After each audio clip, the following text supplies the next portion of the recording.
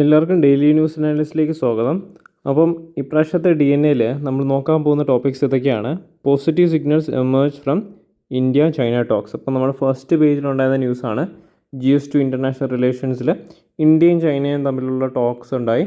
അപ്പോൾ അതിൽ എന്തൊക്കെ ഇൻപുട്സ് ആണ് നമുക്ക് കിട്ടിയത്? നമ്മളിതിനകത്ത് കൂടുതൽ നോക്കുന്ന how significant is India China relations എന്നുള്ള കാര്യമാണ്. ഓക്കെ, അപ്പോൾ പിന്നെ ഉള്ളത് formulate policy to manage sacred groups. ഇത് എൻവയോൺമെൻറ്റ് ആൻഡ് എക്കോളജി റിലേറ്റഡ് ആയിട്ട് ഉള്ളൊരു ന്യൂസും കൂടിയാണ്.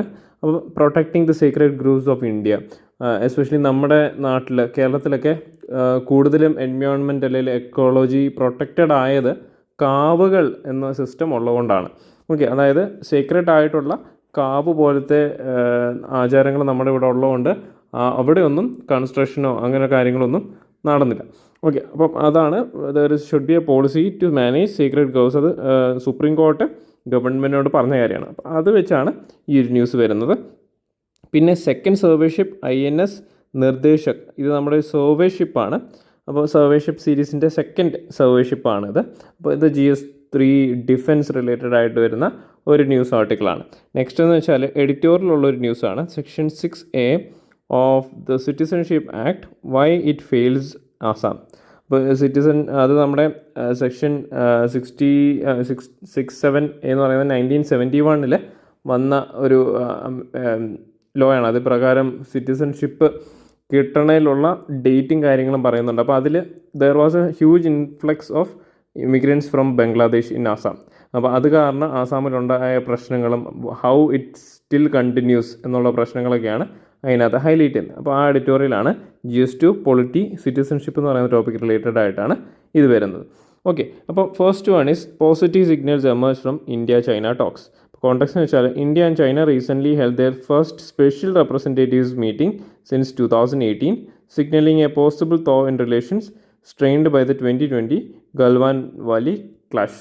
ഓക്കെ, അപ്പോൾ കീ ഡിസ്കഷൻസ് വന്ന കാര്യങ്ങളെന്ന് പറയുന്നത് line of actual control, LAC disengagement, resumption of Kailash Mansarovar yatra and trade. പിന്നെ despite these engagement major areas of continuation persist requiring an nuanced and multi pronged strategy by India. അപ്പോൾ പിന്നെ significance of China for India നമ്മൾ നോക്കുകയാണെങ്കിൽ industrial ഡിപ്പെൻഡൻസിയാണ്. അതായത് China remains India's largest trading partner with about $118.4 billion ട്രേഡാണ് നമ്മൾ 2023-24 നമ്മൾ record ചെയ്തത്.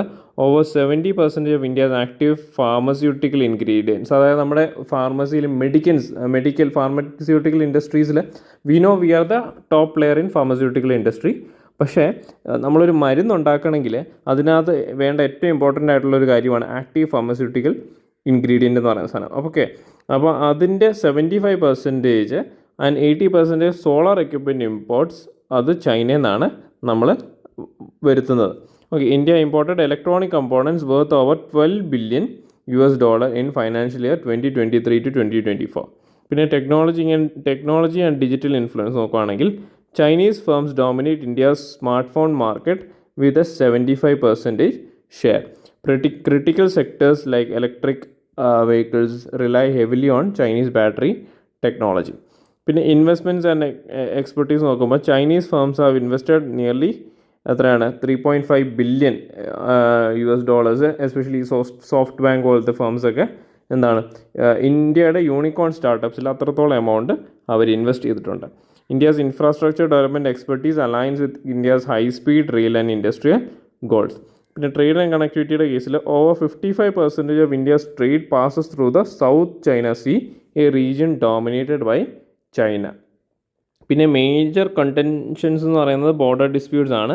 Persistent clashes along the 3,488 kilometre line of actual control with recent Chinese intrusions in Demchok and Dasang plains. പിന്നെ China claims about 90,000 square kilometres of Arunachal Pradesh and occupies 38,000 square kilometres in Aksai Chin. പിന്നെ economic imbalance നോക്കുവാണെങ്കിൽ India's trade deficit with China reached about $85 billion in 2024. Backdoor entry of Chinese goods via ASEAN routes undermines India's anti-dumping measures. പിന്നെ water resource tensions ഉണ്ട്. Chinese dam construction in Brahmaputra rises concern over water security, lack of A water sharing treaty എക്സാബറേറ്റ്സ് mistrust. പിന്നെ cyber security ത്രെറ്റ്സിൻ്റെ കേസിൽ Chinese linked cyber attacks ഉണ്ട് Indian ഇൻഫ്രാസ്ട്രക്ചറിൽ, including AIIMS ransomware ഒക്കെ ഒരു എക്സാമ്പിളാണ്.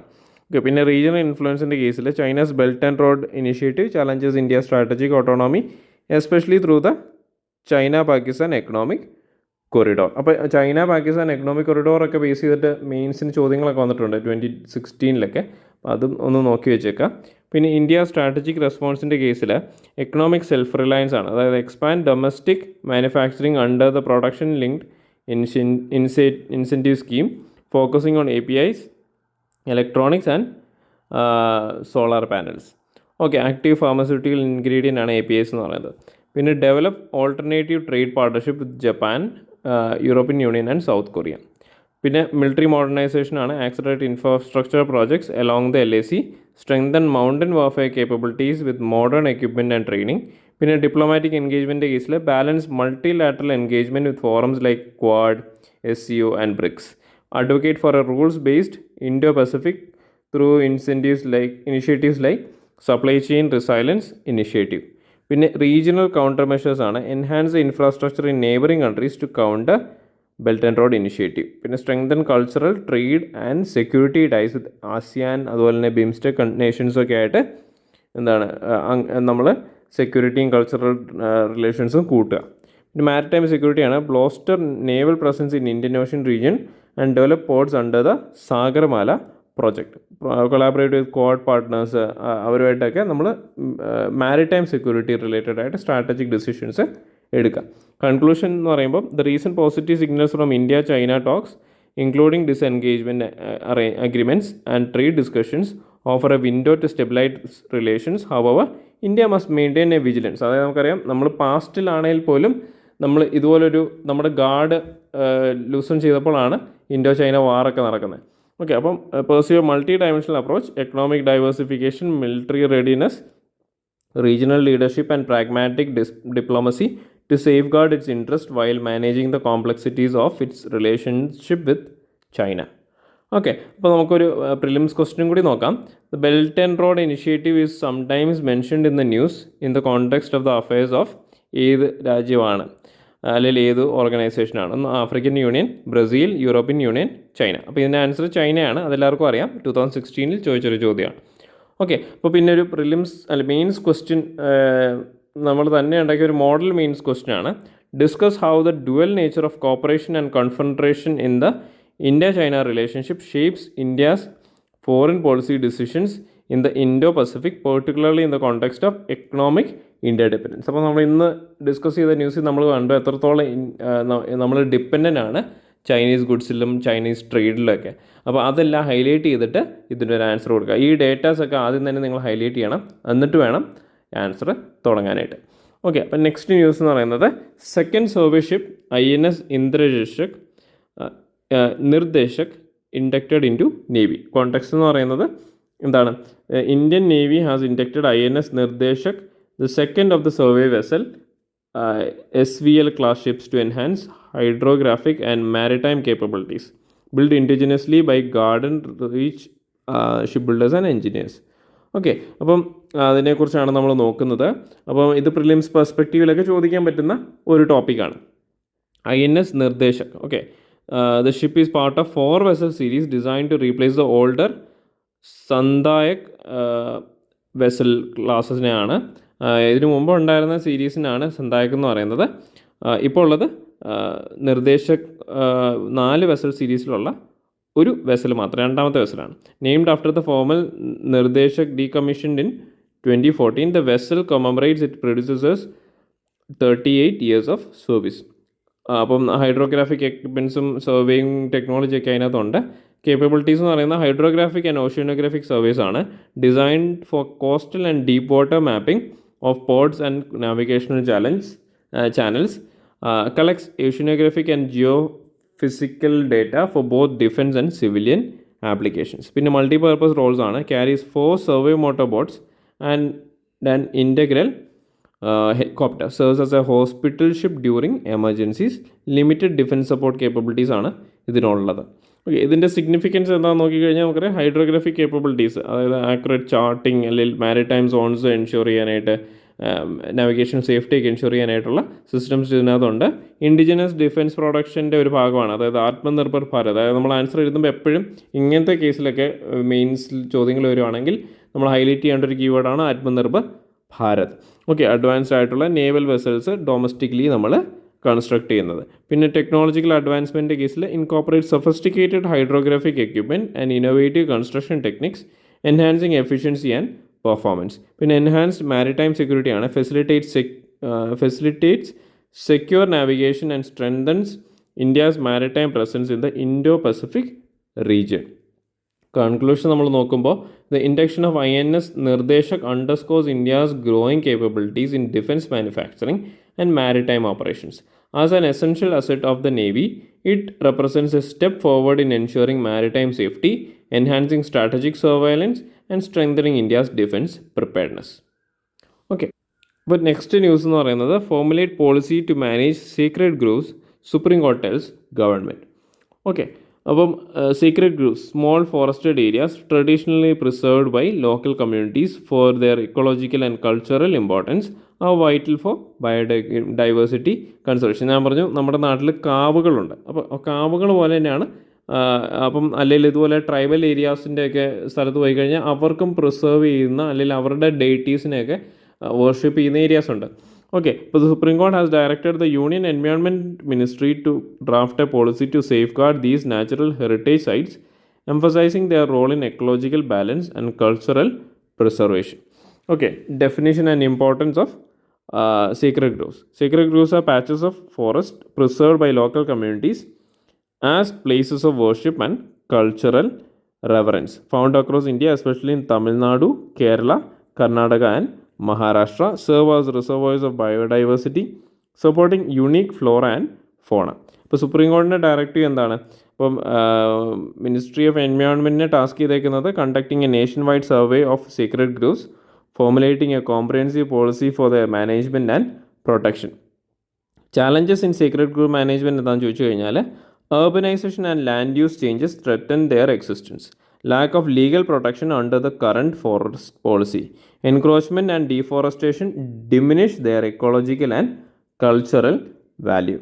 Okay, biodiversity and cultural role നമ്മൾ നോക്കുമ്പോൾ ecological significance ആണ്. Act as mini diversity hotspot ഉണ്ട്, ബയോഡൈവേഴ്സിറ്റി ഹോട്ട്സ്പോട്ട്സ്. പിന്നെ provide habitats for endemic and endangered species, protect water sources and prevent soil erosion. പിന്നെ cultural importance നമ്മൾ നോക്കുമ്പോൾ integral to local traditions, religious practices ആണെങ്കിലും ഫോക്ലോറിനൊക്കെ ഇത് വളരെ ഇമ്പോർട്ടൻ്റ് ആണ്. പിന്നെ enhance community driven conservation efforts through cultural stewardship. Okay, അപ്പോൾ ഇത് നമ്മൾ മെയിൻസ് ആൻസർ റൈറ്റിങ്ങിലൊക്കെ എൻവയോൺമെൻറ്റ് ആൻഡ് ടെക്നോളജി ഒക്കെ വരുമ്പോഴേക്കും നിങ്ങൾക്ക് എങ്ങനെ കൺസർവ് ചെയ്യണം എന്നൊക്കെ ചോദിച്ചു കഴിയുമ്പോൾ ഹിസ്റ്റോറിക്കൽ കോണ്ടെക്സ്റ്റ് നോക്കുകയാണെങ്കിൽ യു ക്യാൻ സേ ദാറ്റ് ഇതുപോലെയുള്ള ബയോഡൈവേഴ്സിറ്റി ഹോട്ട്സ്പോട്ട്സ് ഇന്ത്യയിൽ ഉള്ളതുകൊണ്ടാണ് we were able to save a lot of ecology. Okay, അങ്ങനെ നിങ്ങൾക്ക് ആൻസർ വേണം സ്റ്റാർട്ട് ചെയ്യാം. Okay, policy formulation way forward നമ്മൾ നോക്കുമ്പോൾ inclusion of sacred groves under forest laws. Forest conservation act of 1980 to recognize sacred groves as protected areas. പിന്നെ comprehensive survey ആണ്, nationwide mapping of sacred groves, documenting there ecological and cultural features. പിന്നെ community involvement എന്ന് പറയുമ്പോൾ strengthen local community rights and provide incentives for preserving groves. പിന്നെ awareness and എഡ്യൂക്കേഷൻ്റെ കേസിൽ promote the ecological and cultural value of sacred groves through campaigns. പിന്നെ integration with climate policies, align sacred grove preservation with national climate goals for carbon sequestration and biodiversity conservation. അതായത് എന്താണ്, നമുക്കിപ്പോൾ SDG ഗോൾസൊക്കെ achieve ചെയ്യണമെങ്കിലും national climate goals achieve ചെയ്യണമെങ്കിലൊക്കെ ഈ sacred grooves വളരെ important പാർട്ടാണ് പ്ലേ ചെയ്യുന്നത്. അപ്പം കാർബൺ സീക്വസ്ട്രേഷൻ എന്ന് പറയുമ്പോൾ കാർബണിൻ്റെ എമൗണ്ട് നമ്മൾ എൻവയോൺമെൻറ്റിൽ നിന്ന് വലിച്ചെടുത്ത് കുറയ്ക്കുക, അങ്ങനെയുള്ള ചെയ്യുന്നതൊക്കെ ഈ ബയോഡൈവേഴ്സിറ്റി ഹോട്ട്സ്പോട്ട്സിലൊക്കെ ചെയ്യാനായിട്ട് സാധിക്കും. ഓക്കെ, സിഗ്നിഫിക്കൻസ് എന്ന് പറയുമ്പോൾ കൺസർവേഷൻ ഓഫ് ബയോഡൈവേഴ്സിറ്റി ആണ്. Safeguards micro ecosystems vital for environmental health. പിന്നെ cultural heritage ensures the preservation of traditional knowledge and practices. പിന്നെ സസ്റ്റൈനബിൾ ഡെവലപ്മെൻറ്റ് കേസിൽ balances ecological conservation with economic and cultural growth. പിന്നെ legal ഫ്രെയിംവർക്കിൻ്റെ കേസിൽ provides clarity and enforcement for the protection of sacred groves. Conclusion എന്ന് പറയുമ്പം the Supreme Court's directive highlights the urgent need to preserve India's sacred groves, blending modern legal frameworks with traditional conservation practices. A robust policy will ensure the survival of these ecological and cultural treasures for future generations, aligning with sustainable development goals. Okay, നമ്മുടെ next news എന്ന് പറയുന്നത് എഡിറ്റോറിയലുള്ളൊരു ന്യൂസാണ്. അപ്പം ഇതെന്ന് പറയുന്നത് section 6A of citizenship act provides a distinct framework for granting Indian citizenship to migrants from Bangladesh who settled in Assam before March 25 of 1971. While the Supreme Court recently upheld its constitutional validity, this provision has sparked significant debate due to its implications for ആസാമിൻ്റെ culture and political ഐഡൻറ്റിറ്റിയിൽ. Okay, historical background നമ്മൾ നോക്കുവാണെങ്കിൽ section 6A was introduced following the Assam Accord of 1985, signed between the Government of India and Assam stakeholders to address the influx of migrants from Bangladesh. It sets March 25, 1971 as the cut-off date for granting citizenship to migrants, differing from national cut-off date of July 1948. അപ്പോൾ ഈ special provisions എന്ന് പറയുന്നത് ആസാമിലെ ആ ഒരു മൈഗ്രേഷൻ്റെ challenges ഒക്കെ ഉണ്ടായിരുന്ന സമയം അതെല്ലാം കണക്കൂട്ടിയാണ് അങ്ങനെ ഒരു ഡേറ്റ് അവരെ ഫിക്സ് ചെയ്തത്. അപ്പോൾ key issues of section A എന്താണ്? ഒന്ന്, കൾച്ചറൽ ആൻഡ് ലിംഗ്വിസ്റ്റിക് ത്രെറ്റാണ്. അതായത് Assam has a unique cultural and linguistic identity. അപ്പോൾ protected under article 29 of the constitution. അപ്പം the court rule that section 6A does not undermine this protection but fail to address the fear of demographic displacement. അതായത് ആസാമിലെ ലോക്കലായിട്ടുള്ള ആൾക്കാരുടെ കൾച്ചറോ identity ഒക്കെ എന്ത് പറ്റും, ഈ ബംഗ്ലാദേശിൽ നിന്നൊക്കെ ഉള്ള ആൾക്കാർ കൂടുതൽ വരുമ്പോൾ ഒരു ബാംഗ്ല ടച്ചിലോട്ട് മാറും. ഓക്കെ, അപ്പോൾ displacement among Assamese speaking populations. പിന്നെ ഡെമോഗ്രാഫിക് ഇമ്പാക്റ്റ് ആണ്. High migration rates have led to changes in Assam's population composition. Between 1951 and 1971, Assam's population growth rate increased from 34.98% to 35% compared to the national average of 24.8%. Okay, arbitrary enforcement ആണ്. Section 6A's cut-off date excludes migrants arriving after March 25, 1971. However, inconsistencies in identifying and deporting illegal migrants have rendered the provision ineffective. പിന്നെ conflict with constitutional provisions നമ്മൾ നോക്കുമ്പോൾ critics argue that section 6A contradicts article 14, അതായത് right to equality, and article 29 protection of cultural identity. It creates a separate framework for Assam, raising questions about fairness and national consistency. അപ്പോൾ operational ഫ്ലോസിൻ്റെ കേസിലെ mechanisms for detecting and deporting illegal migrants are inefficient. The process often involves delays, legal ambiguities and poor execution, allowing unauthorized migrants to stay. അപ്പോൾ judicial observations നമ്മൾ നോക്കുമ്പോൾ majority view, അതായത് the supreme court upheld section 6A's validity, citing the need to balance national security with humanitarian concerns. Dissenting opinions case, both justices argued that section 6A's implementations is arbitrary and does not adequately protect Assam's indigenous community. ആസാമിൻ്റെ indigenous ഐഡൻറ്റിറ്റിയും കാര്യങ്ങളൊന്നും ഈ section വഴി protect ആകുന്നില്ല. Impact on ആസാമിൻ്റെ case political impact എന്ന് പറയുമ്പോൾ migration has altered electoral dynamics. അതെന്താണ്, ഡിഫറെൻറ്റ് കമ്മ്യൂണിറ്റി ഗ്രൂപ്പ്സിൽ ചില കമ്മ്യൂണിറ്റിയുടെ പോപ്പുലേഷൻ കൂടും, അപ്പോൾ അവർ കുറച്ചുകൂടെ പൊളിറ്റിക്കൽ പവർ ഗെയിൻ ചെയ്യും. അങ്ങനെ വരുമ്പോൾ എന്ത് ചെയ്യും, ഒരു ഡിസ്പാരിറ്റി അവിടെ ക്രിയേറ്റ് ആകും. കൾച്ചറിൻ്റെ കേസിലാണെങ്കിൽ Assam's unique heritage faces challenges due to demographic challenges. സോഷ്യലിൻ്റെ കേസിൽ rising tensions between locals and migrants have disrupted social harmony. Okay, way forward, comprehensive review of section 6A, the address operational flaws and enforce stricter mechanisms for detecting illegal migrants, focus on cultural preservation, അതായത് strengthen protections for Assamese identity under article 29. Uniform ആയിട്ടുള്ള national framework കൊണ്ടുവരണം, അതായത് consider aligning Assam citizenship criteria with national laws. അത് നമുക്കറിയാം 1948 എന്ന് പറയുന്ന ഇയറിലോട്ട് തന്നെ ഇത് കൊണ്ടുപോകാനായിട്ട് നോക്കുക. പിന്നെ പബ്ലിക് അവയർനെസ് ക്യാമ്പയിൻസ്, അതായത് educate citizens about section 6A's provisions and it's impact on Assamese identity. അപ്പോൾ കൺക്ലൂഷൻ നമ്മൾ പറയുമ്പം while Section 6A was introduced to address Assam's concerns about migration, its implementation has faced significant challenges, including cultural erosion, demographic shifts, and operational inefficiencies. A balanced policy that safeguards ആസാമിൻ്റെ ഐഡൻറ്റിറ്റിയും അതുപോലെ തന്നെ ഈ humanitarian side of മൈഗ്രേഷനും കൂടി highlight ചെയ്യുന്ന രീതിയിലുള്ളൊരു policy വേണം കൊണ്ടുവരാൻ. അതിലൂടെ നമുക്കൊരു long term stability and harmony ആ ആസാമി സ്റ്റേറ്റിൽ അല്ലെങ്കിൽ ആസാമിൽ കൊണ്ടുവരാനായിട്ട് പറ്റത്തുള്ളൂ. ഓക്കെ, അപ്പം ഇപ്രാവശ്യത്തെ DNA അനാലിസിസ് എല്ലാവർക്കും മനസ്സിലായെന്ന് വിചാരിക്കുന്നു. ഇനി അടുത്ത പ്രാവശ്യം കാണാം. നന്ദി, നമസ്കാരം.